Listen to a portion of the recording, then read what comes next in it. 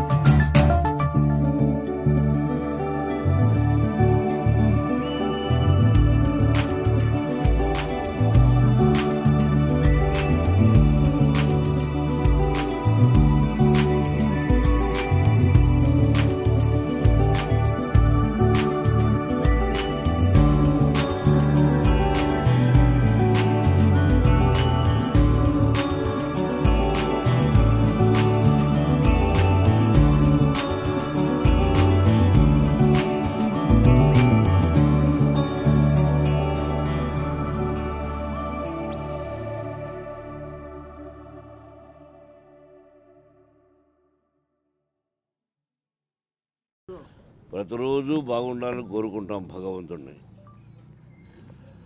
అలాగే ప్రతి సంవత్సరం కొత్త సంవత్సరం బాగుండాలి, అలాగే సంక్రాంతి బాగుండాలి. సంక్రాంతి అంటే రైతు, మొన్ననే చెప్పాను, రైతు బాగుంటేనే మన దేశం బాగుపడుతుంది, మనం ఇటువంటి పండుగలు జరుపుకోవచ్చు.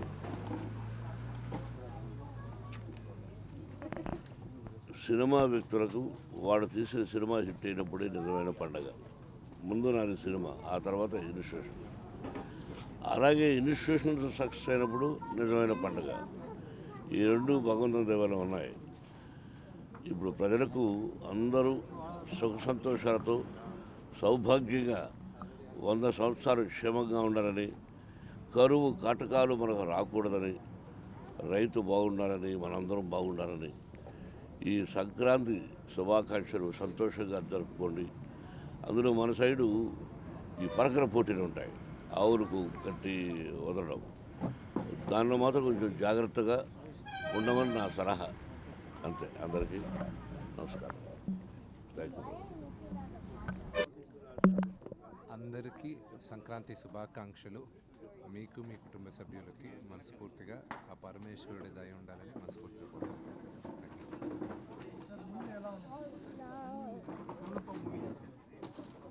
Kannappa movie April 25th release అవుతుంది.